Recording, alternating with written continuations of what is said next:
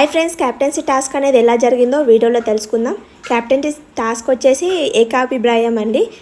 మన బర్నిగా టీం అనేది విన్ అవుతుంది కదా, దాంట్లో 5 మెంబర్స్ని సెలెక్ట్ చేసుకోవాలి.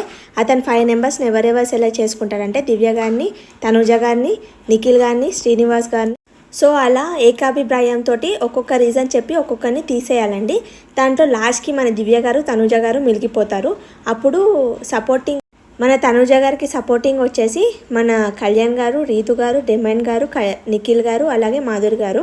అలాగే దివ్యాకి సపోర్ట్ వచ్చేసి సుమన్ గారు, ఇమాన్యుల్ గారు, మన సంజన గారు, శ్రీనివాస్ గారు, అలాగే గౌరవ్ గారు. వీళ్ళు 5 మెంబర్స్ అనేది 5-5 ఈక్వల్ అయిపోతుంది.